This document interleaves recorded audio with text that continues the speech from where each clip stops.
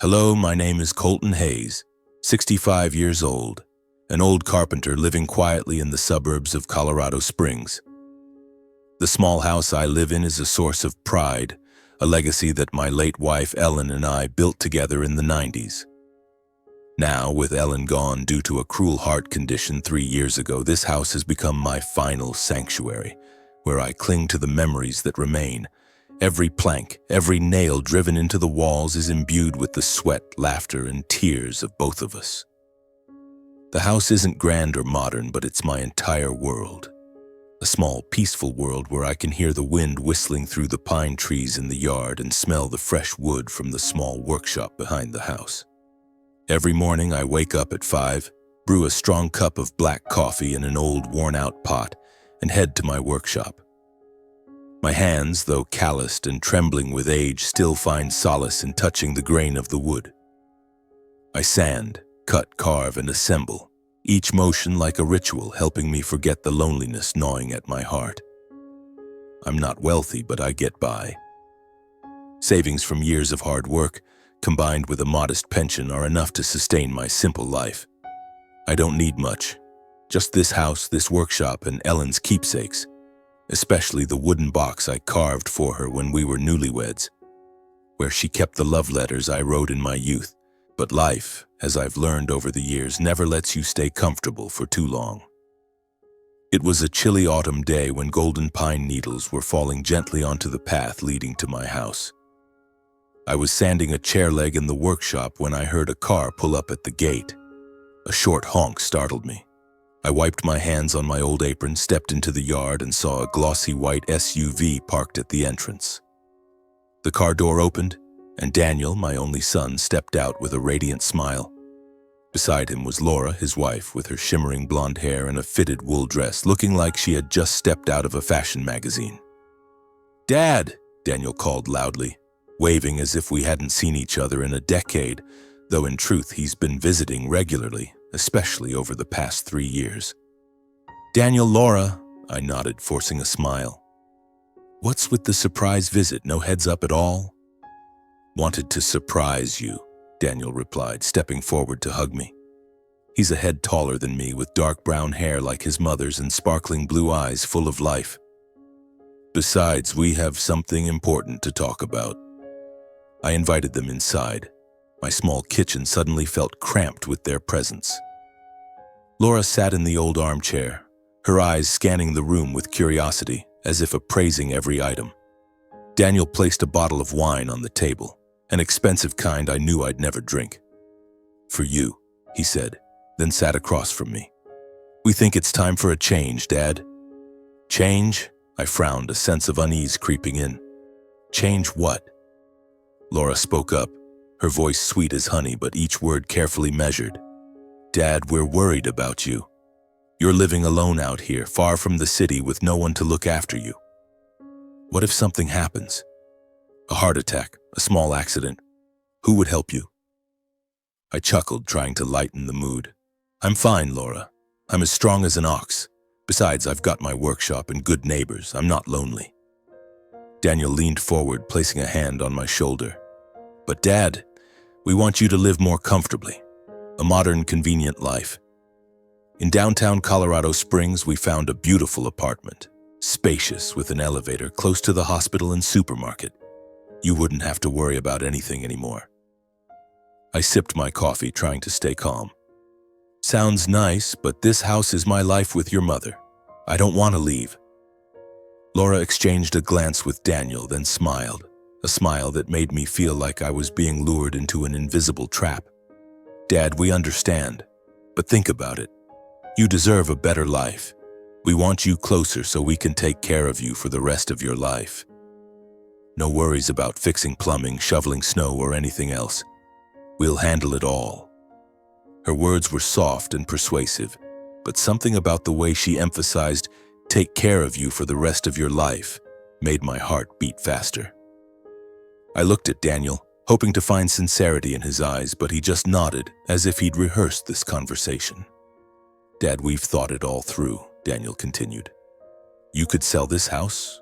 Real estate prices here are rising and you'd get a good sum. We'd use that money to put a down payment on the new apartment, furnish it, and make sure you have the best of everything. You'd live with us like a real family." I stayed silent, looking around the kitchen.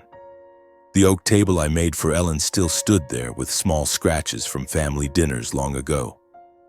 Our wedding photo hung on the wall, Ellen in her simple white dress, her smile as radiant as autumn sunlight. Sell this house? It felt like I was being asked to give up my very heart. "I'll think about it," I said, my voice hoarse. "This isn't simple." Laura placed her hand on mine, a gentle but cold touch. "Dad, we only want what's best for you. Trust us." In the days that followed, Daniel and Laura kept calling, texting, and even visiting a few more times. Each time they brought sweet words and visions of an easier, more comfortable life.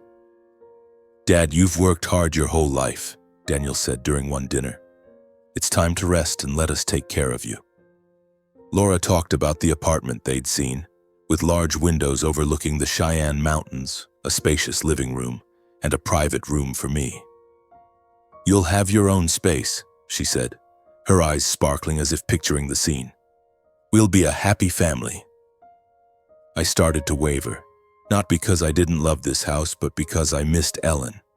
I missed the days when we dreamed of a big family full of children and grandchildren.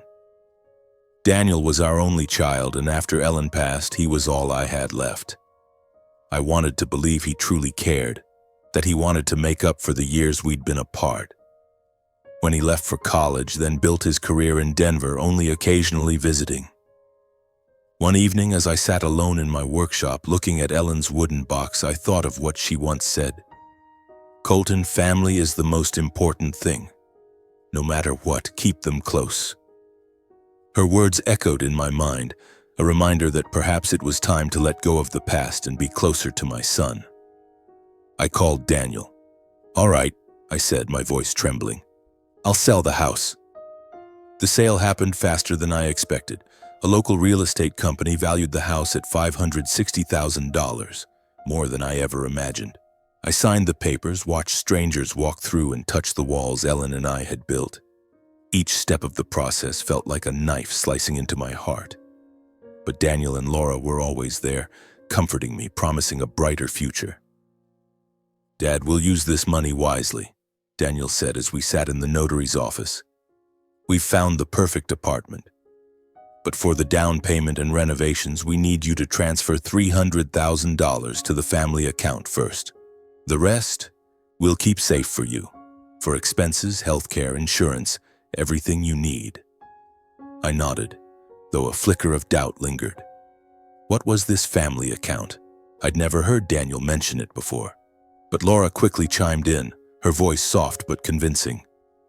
"Dad, this is how we manage our finances. It's all transparent. You won't have to worry about a thing." I signed the transfer papers, watching $300,000 leave my account. It was the largest sum I'd ever seen, and I believed it would secure a new life closer to my son. The remaining $260,000 I kept in a separate account, but Daniel and Laura kept subtly mentioning additional costs. "Dad, the renovations are pricier than expected." Or, "Dad, we need a bit more for better health insurance for the family." I didn't question much. I trusted Daniel, trusted Laura, trusted that they truly wanted to care for me as they promised. The new apartment was in a high-rise in downtown Colorado Springs with gleaming glass walls and marble-tiled hallways.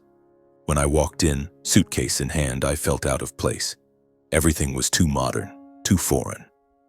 My room was small but clean, with a window overlooking the bustling street. Laura gave me a tour, pointing out expensive fixtures. "See, Dad? We chose the best to make you comfortable." Daniel patted my shoulder. "Welcome to your new life, Dad."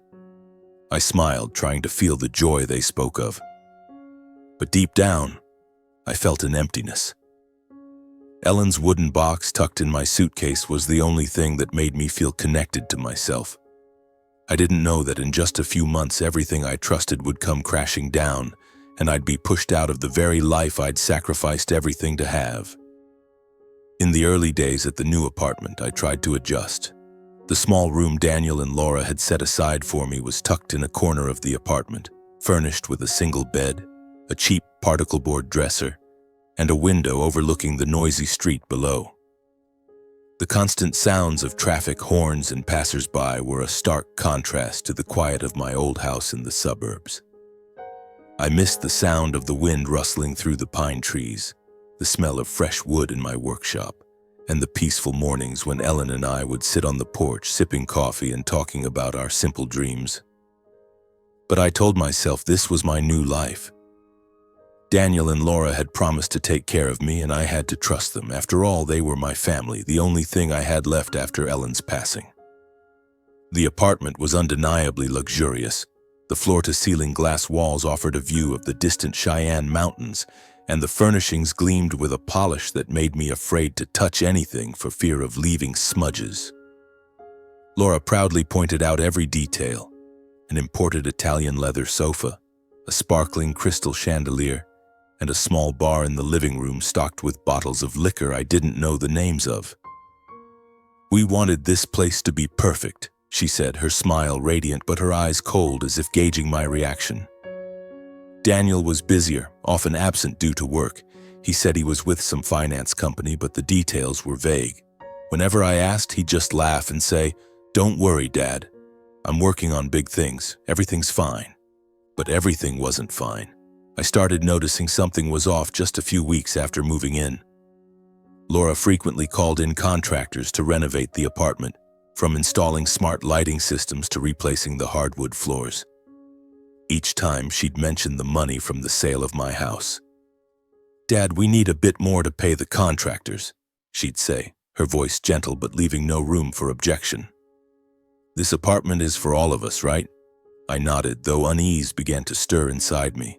The $300,000 I'd transferred to the family account, an account I had no access to, had been used for the down payment on the apartment. Now they were asking me to keep dipping into the remaining funds for other expenses. Daniel was changing too. He spoke to me less, and when he did, it was just cursory questions. "How's your appetite, Dad? Need anything?" He no longer sat down to chat like he used to when he was a kid, always hovering around me in the workshop, curiously watching me carve wood. Now he was always glued to his phone, engrossed in long calls I couldn't follow. Once, I overheard him on the phone. "Yes, I'll transfer another sum soon. This project needs a lot of capital." I didn't know what the project was, but the way he glanced at me when he realized I was nearby made my heart clench. The remaining money in my personal account, $260,000, was dwindling. Laura always had a reason to withdraw funds. Sometimes it was better health insurance for you, Dad. Other times, shared living expenses or furniture for the apartment. I wasn't great with numbers, but I knew I wasn't spending that much. One evening, when I checked my account, it was down to less than $100,000. I confronted Laura, trying to keep my voice calm.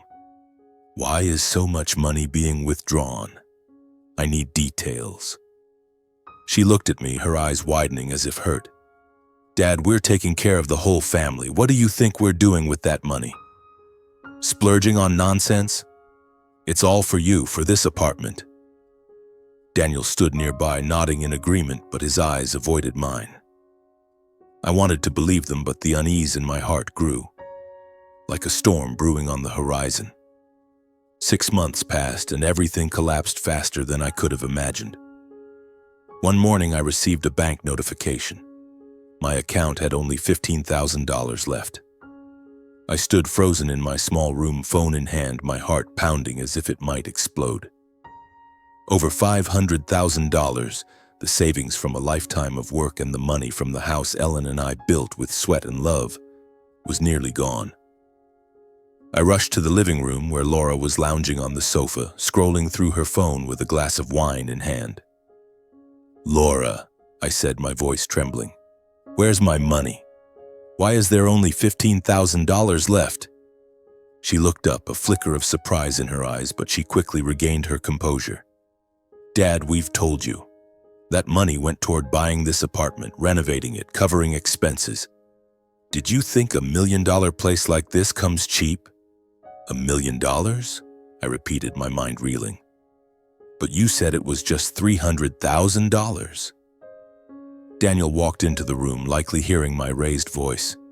"Dad, calm down," he said, his tone low but lacking sincerity.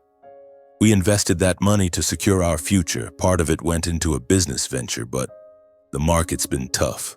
I'll make it up later." "Make it up?" I nearly shouted. "Daniel, that was my money. Money from the house I built with your mother. You had no right to use it without my consent." Laura stood, setting her wine glass down on the table with a cold clink. "Dad, you're overreacting," she said. "We've done everything for you to give you a better life. What do you think we want? To scam you?" She let out a scornful laugh that felt like a slap to my face. "If you're not happy, you can leave anytime." I looked at Daniel, hoping he'd say something, defend me, apologize, but he just lowered his head, silent. In that moment, I realized I had placed my trust in the wrong people. That night, I couldn't sleep. I sat on my bed, clutching Ellen's wooden box, flipping through the old letters I wrote to her in our youth.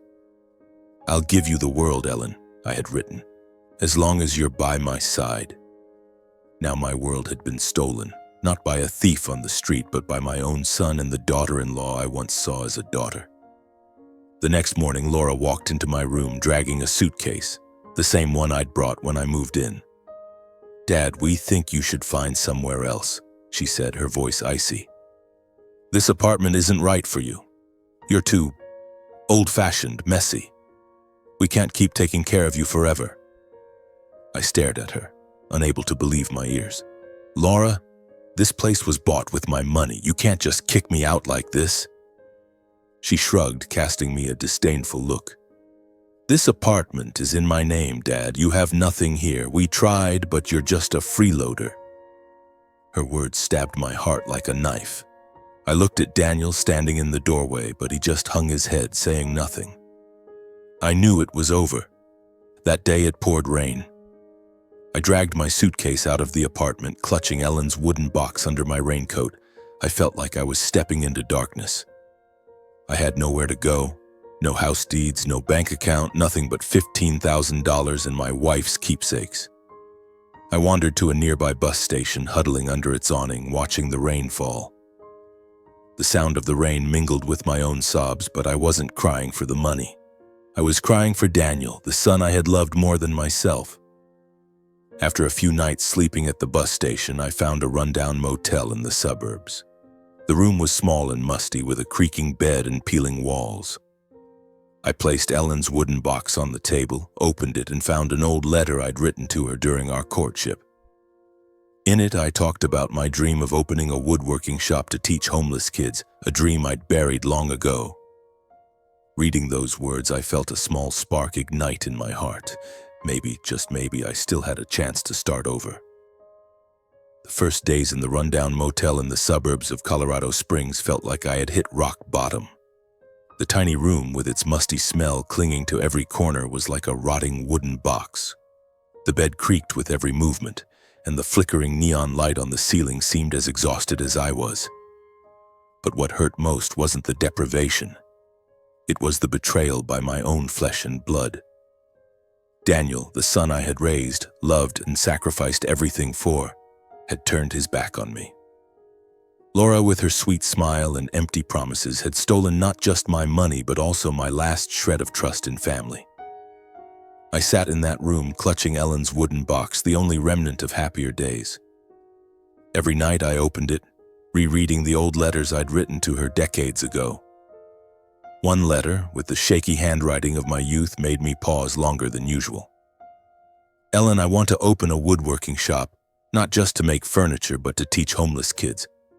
I want to give them a chance, the way you gave me a chance by loving me." That dream, long buried under years of toil and responsibilities as a husband and father, now stirred within me like a small flame flickering in a pile of ashes. I started with the smallest steps. In the motel room, I had no workshop or proper tools, but I still had my hands and the experience of an old carpenter. Using $500 from my dwindling savings, I bought a basic set of tools from a second-hand shop. A handsaw, a chisel, and a few pieces of cheap wood. That was all I had.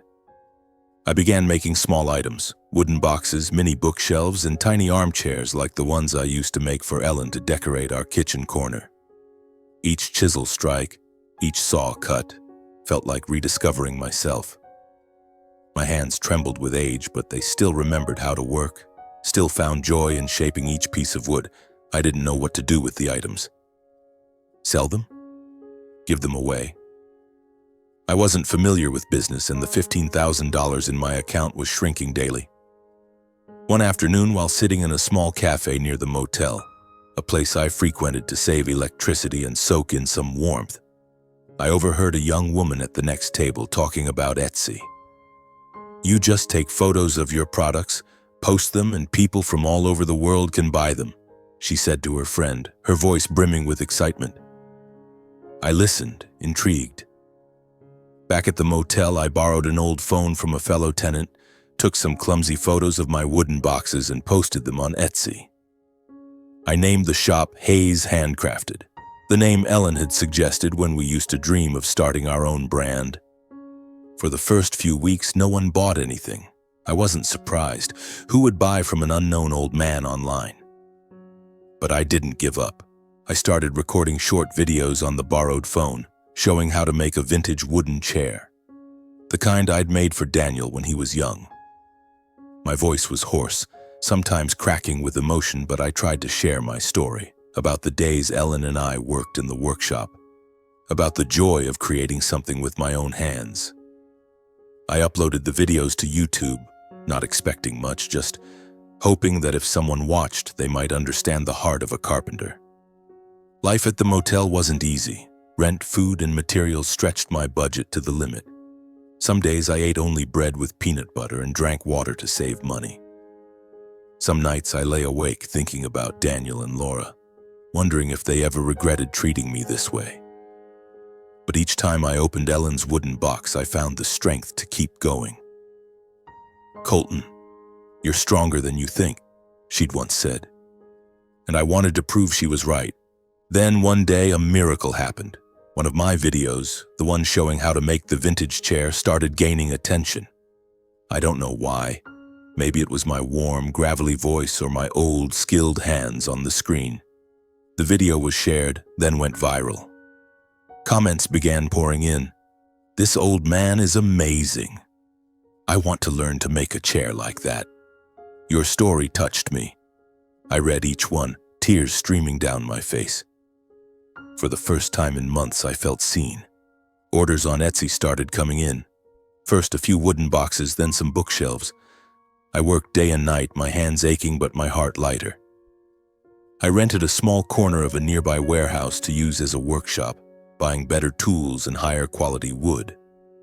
The money I earned wasn't much, but it was enough to cover rent and eat decently. More importantly, I felt alive again.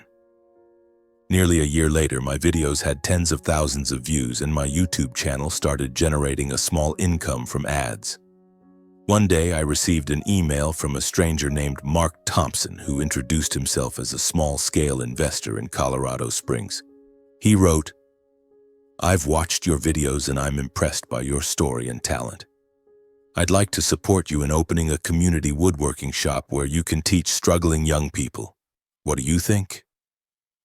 I read the email over and over, unable to believe my eyes.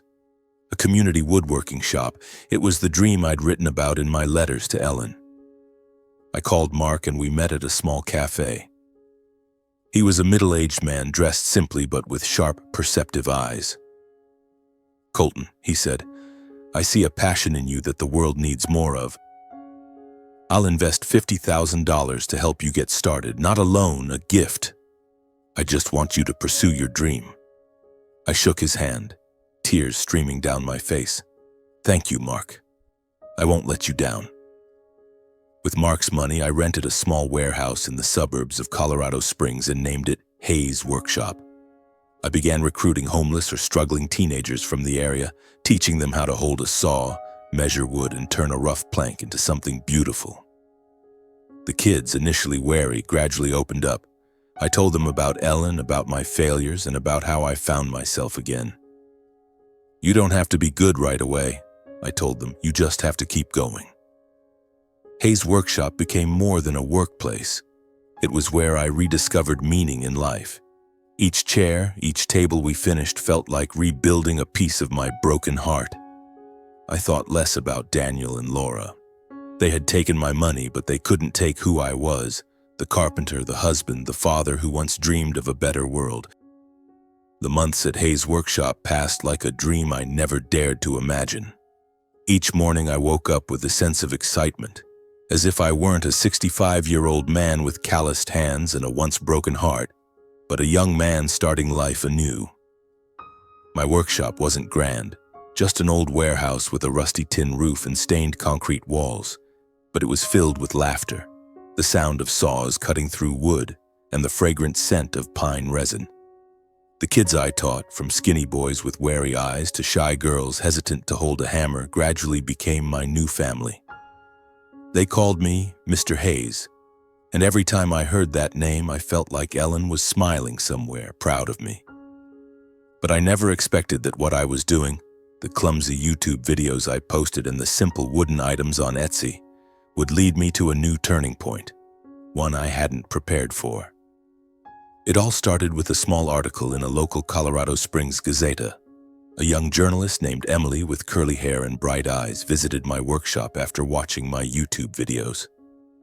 She said she was captivated by my story, a man who lost everything but still stood up and found a way to help others. "Mr. Hayes," she said, pen poised in hand, "I want to write about you, about this workshop, about the kids you're helping. People need to know your story." I laughed, shaking my head. "Young lady, there's nothing special about me. I'm just an old man working with wood." But Emily wouldn't give up. She stayed all day watching me teach a boy named Miguel how to sand a piece of wood until it was smooth as silk.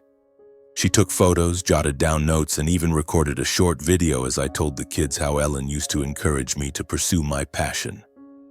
"Don't let anyone tell you you're not good enough," I said to them. And Emily, standing in the corner, quickly wiped away a tear. Her article was published a week later, titled, "The Old Carpenter and His Dream to Change Lives." I read it in my small motel room, my heart pounding. Emily had brought my story to life, from the days I lost my house and was betrayed by my son and daughter-in-law, to the creation of Hayes Workshop. She didn't mention Daniel or Laura. I'd asked her to keep that part private. But she wrote about my pain with a sincerity that left me choked up. "Colton Hayes doesn't just make beautiful wooden furniture," the article concluded. "He's building hope for forgotten youth." The article was like a stone dropped into a still lake.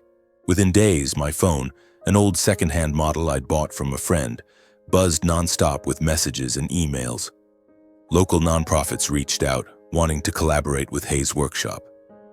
Schools invited me to speak to students about woodworking and perseverance. Even a local TV station called, offering to film a segment about me. I was stunned, unsure how to respond.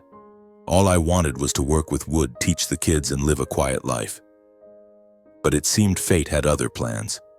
The TV segment aired on a Saturday evening. I sat in my motel room watching on a tiny TV borrowed from the landlord, seeing myself on the screen. The image of me in an old shirt standing in the workshop, guiding a girl named Sarah on how to hold a chisel, felt so foreign I could hardly believe it was me.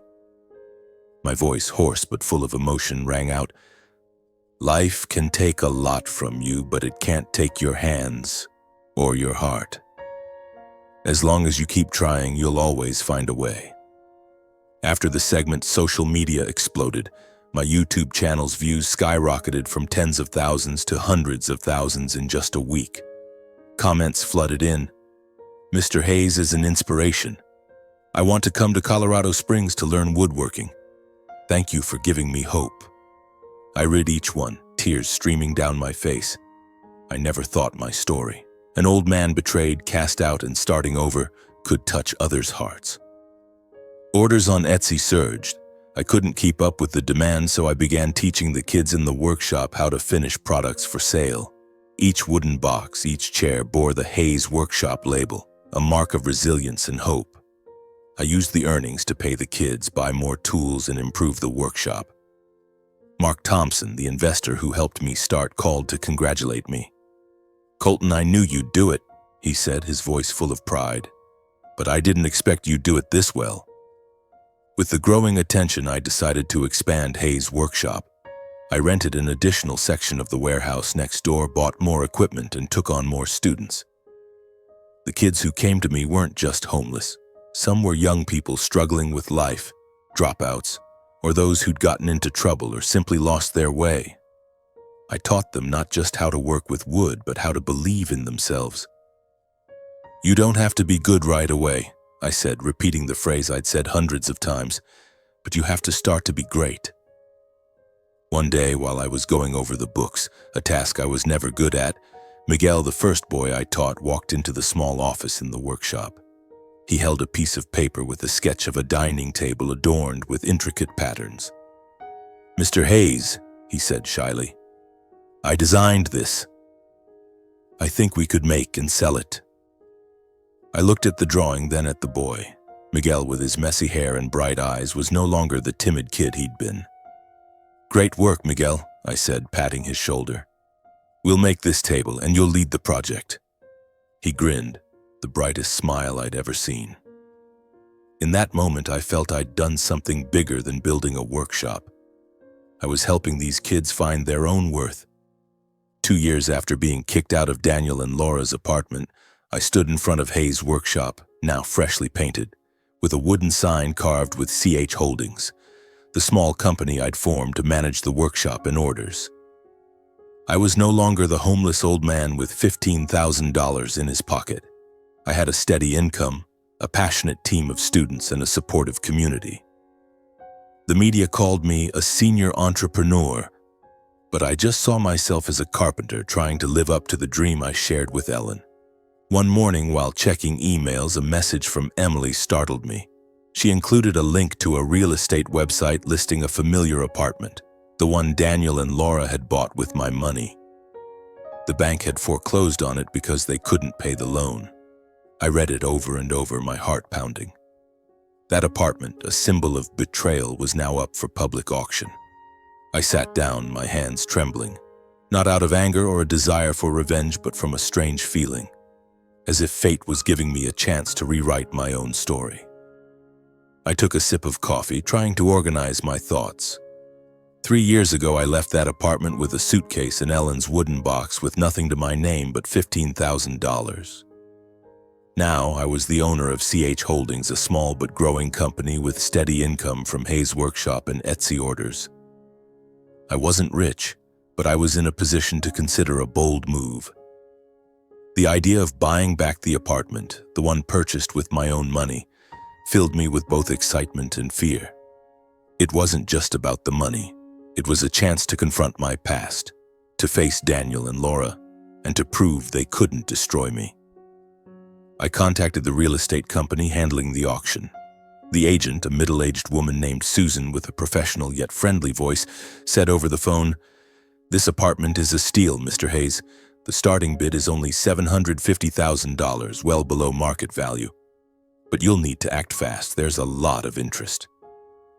$750,000, I repeated, feeling a weight on my chest. It was a huge sum, larger than any investment I'd ever considered. But I knew the apartment's true value, nearly $1 million when Daniel and Laura bought it, and the Colorado Springs real estate market was still hot. If I could buy it, it wouldn't just be reclaiming what I'd lost. It would be a smart investment for CH Holdings. I checked the company and personal accounts. Hayes' workshop had been generating steady profits, and I had savings from online orders. In total, I could scrape together about $400,000 in cash. The rest I'd have to borrow from the bank, a thought that made me shudder, as I'd never liked being in debt. But as I looked at Ellen's wooden box on the table, I remembered her words.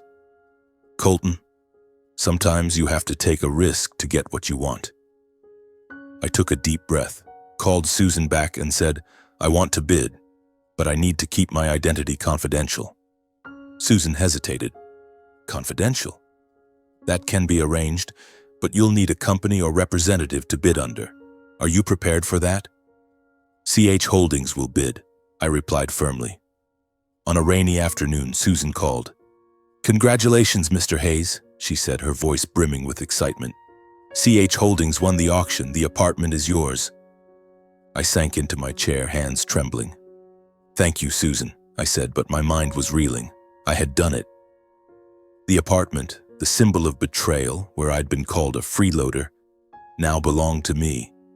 But I knew the story wasn't over. Daniel and Laura were still living there, and I had a plan. Susan gave me more details. Daniel and Laura, now with a 1-year-old child, didn't want to leave the apartment. They were trying to negotiate with the new owner to rent it. I smiled when I heard this. Not out of joy, but because I saw an opportunity to send a message. I told Susan, draft a lease agreement, but set the rent at 3 times the market rate. 3 times? Susan sounded shocked. Mr. Hayes, that's a very high price. They might not agree. They'll have to decide, I said, my voice calm but resolute. Send them the contract and don't reveal I'm the owner. I wasn't doing this out of hatred. I didn't want to ruin Daniel and Laura's lives, but I wanted them to feel the consequences of their actions. They had taken everything from me, not just money, but my trust and hope. Now I wanted them to understand that I was no longer the frail old man they'd exploited. A few days later, Susan called back, her voice slightly tense. They received the contract, but Laura's furious. She says the rent is outrageously high, almost impossible to afford. They want to meet the owner to negotiate directly. No meeting, I replied immediately. All communication goes through you. If they don't agree, they can move out. I knew Laura would push back. She was always confident, always believing she could manipulate any situation with her smile and sweet words. But this time, she didn't know who she was up against. I imagined her and Daniel sitting in the apartment, arguing over the lease, worrying about their future. Part of me felt a pang of sorrow, especially for their child, my grandchild, whom I'd never met. But I couldn't let emotions sway me. This was a lesson they needed to learn. One afternoon, as I was guiding a student on how to carve patterns into a wooden box, my phone rang. It was Susan. Mr. Hayes, she said, her voice hesitant. Daniel reached out to me. He's very stressed and insists on meeting the apartment's owner in person. He's practically begging. Laura, on the other hand, is threatening to sue, but I think she's just trying to apply pressure. I paused, setting down the chisel. What exactly did they say? I asked, keeping my voice calm.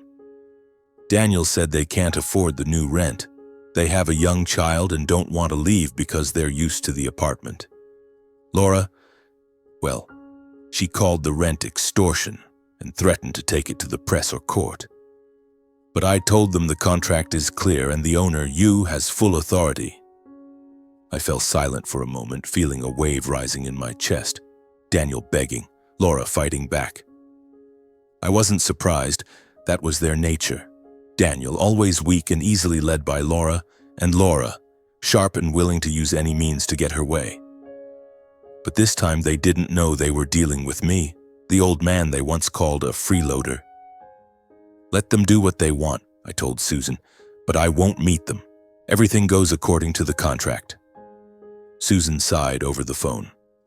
All right, Mr. Hayes, I'll pass that along. But I don't think they'll give up easily. I hung up, looking out the workshop window. The pine trees outside swayed in the wind just like they did back at my old house with Ellen. I wondered if I was being too harsh. Daniel was my son despite his betrayal. And their child, my grandchild, was an innocent soul. But then I remembered that rainy night when Laura tossed my suitcase at me when Daniel stood silent. No, this wasn't about revenge. I was doing this so they'd learn that actions have consequences. A few days later, something unexpected happened. I was at the workshop inspecting a new batch of wood when my assistant knocked on the office door. Mr. Hayes, she said, her voice uncertain. There's a man here to see you. He says his name is Daniel. He looks very stressed. My heart skipped a beat. Daniel, here. I hadn't expected him to track me down at the workshop. I'd been careful to keep my identity hidden during the auction, but perhaps he'd researched CH Holdings and found me. I took a deep breath, steadying myself. "Let him in," I said, my voice lower than usual. Daniel walked in, and for a moment I barely recognized him. He looked far more worn than the last time I saw him. Disheveled hair, dark circles under his eyes, and a crumpled suit as if he'd worn it for days. But what struck me most was his eyes, no longer confident or indifferent as they were when he watched Laura kick me out. Instead, they were filled with desperation. "Dad," he said, his voice trembling. "It's you, isn't it? The owner of CH Holdings? It's you." I didn't answer right away. I stood, walked to the meeting table, and said, "Sit down, Daniel," gesturing to the chair across from me. My voice was calm, but inside I was fighting to keep my emotions in check. "Why are you here?" Daniel sat, his hands clasped tightly together. "Dad, I'm sorry," he said, his voice breaking. "I know what Laura and I did was wrong. I let her take the lead, let things go too far, but Dad, we're struggling. I lost my job, Laura's business failed. The bank's taking the apartment, and now the rent. We can't afford it. I'm begging you, please help us. For our daughter, for your granddaughter." His words cut like a knife, not because I pitied him, but because I thought of the grandchild I'd never met. I looked at Daniel, searching for the boy who used to follow me around the workshop, laughing as I taught him to hold a saw. But that boy was gone, replaced by a weak man who'd betrayed his father for Laura's promises. "You think an apology can erase everything?" I asked, my voice low but sharp. "You and Laura took everything from me. The house, the money, my trust. You stood by while she threw me out on the street. Now you're begging, but did you think of me back then?" Daniel bowed his head, tears streaming down his face. "I know I was wrong, Dad. I regret it every day, but we have nothing left. I don't want my daughter to end up on the street." I looked at him in silence. Part of me wanted to reach out, to help him, to hold the grandchild I'd never seen. But then I remembered Ellen's words. "Colton, love doesn't mean letting others walk all over you." I'd given Daniel too many chances, and he'd thrown them away. "Daniel," I said slowly, "I don't hate you. But I can't help you this time. You and Laura need to face the consequences of what you've done. I won't lower the rent. If you can't pay, move out." Daniel looked up, his eyes wide with shock and pain. "Dad, you'd really do this? To your own son?" I didn't answer. I stood, opened the door, and gestured for him to leave.